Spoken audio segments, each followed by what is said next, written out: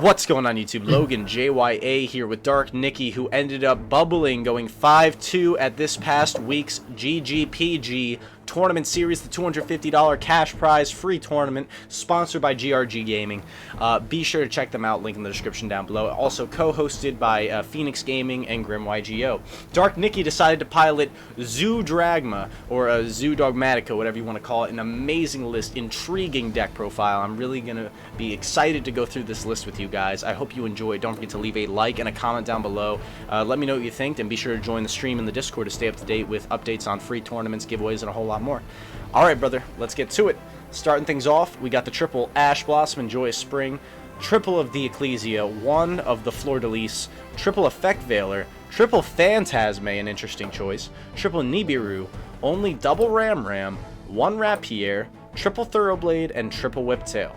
Alright, so rounding off the monster lineup, I gotta ask, why only two Ram? Okay, so basically, into your mind, this is a Zoodiac Dragma deck. It's not pure Zoodiac deck. Like there's like two different lords. Usually, when you open like a Ecclesia or Nadir, which is Zoodiac, you don't want to commit into Nibiru. So usually, seeing Ram is not that great. So if you have the third Tanky, which is essentially a third Ram, so you don't need it. Usually, I would most often like to see Teleport to discard to see another card draw and put a graveyard, right? And just Whiptails in general. I don't really like in this deck. It's good going second, but going first is bad because poison to the Gamma. So which is bad because then your Ecclesia players are dead if you commit to Gamma. So usually you just play around the Bureau if you have the Dragma stuff. And if you don't have the Dragma stuff, you can commit to Hammer plays. That's fair. Alright. Sounds good. Let's move on to the Spell and Trap lineup. We've got triple the Cosmic Cyclone in the main deck, one Fire Formation Tanky, triple Nadir Servant, obviously to search out the Dragma engine, triple Pot of Avarice because it's one of the best draw cards in the deck, double of the Pot of Desires, one Zoodiac Bayrage, the absolute nuts god card in this list. Alright, so I've got a few questions I gotta hit you with. Only one Tanky. I know you mentioned that earlier above, that it can be treated as your third copy of Ram, but don't you find that might hurt your consistency by only playing one of the objectively best search cards in the deck? Okay, my bad. So basically, I have experience before working multiple Zodiac and especially working with multiple Tankies. Like, seeing one Zodiac is enough, and like, there's so much draw power in this deck, and Nadir stuff cuts you down the amount of cards in your deck already. So it's usually often it's all you're gonna see all the time. Zodiac is like super low chances. I've done the math and like this is the correct ratio for this list. Of course, in pure Zodiac you're gonna run 3 Tankies because it's a god card, especially with drop wood. But in this list, I found that this is the best ratio after a lot of testing. I done like tons of matches with this deck. This is what I ended up being. Okay, that's fair. And did you enjoy having the Cosmic Cyclones in the main? Oh, broken. Oh shit, that was like. That card is so good. Like, this is the reason why I usually break going second Dragon Wings board, because in the tourney I played like 2 days ago, I lost all 7 dice rolls of the 7 matches, and I got second like pretty much each match. And that card just really fucking saved me. Sorry for my language, no, but it really saved me a lot. You're good, fam. Don't worry about that. But okay, that's very fair. I think it's actually kind of important to sometimes have Spell and Trap removal. It's good versus Eldritches versus Buster Walk, and it's good versus backward decks in general. Especially hitting the drop wood with this is also good. So it ended up being pretty great. I can agree with that. Alright, and then the final thing, don't need much explanation, is Double Punishment. I looked at your extra deck, it seems pretty correct. Now we're going to slide through the side deck real quick, finish up with the extra, and we'll bring this deck profile to a close. Now we've got one of the Dino Wrestler Pankratops, triple of the Gamma Seal, I definitely agree with that. Double Token Collector, very interesting hand trap, but I totally agree with that as well. Triple Evenly Matched, triple Ice Dragon's Prison, and then triple Solemn Judgment. So I think I see what you're going for with the trap lineup here in the extra. It's excuse me. It's for when you're going first. You bring in the Judgments and the Ice Dragon's Prisons, and then when the remainder of it is just for when you're going second. Objectively strong blowout cards, outs to board breakers, board breakers and outs to negates, and then Token Collector for the Infernoble matchup. Am I correct in that?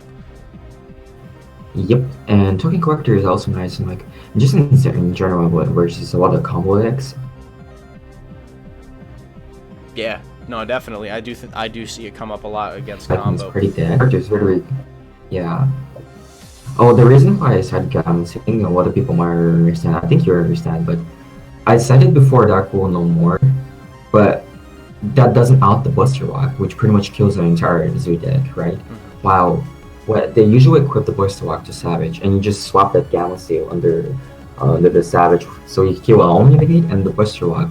And usually it's pretty easy because once you get out like 2 to 3 negates, because it's so good, because attack or Herald, Dryden pop baits and another negate, and you just go to use those stuff.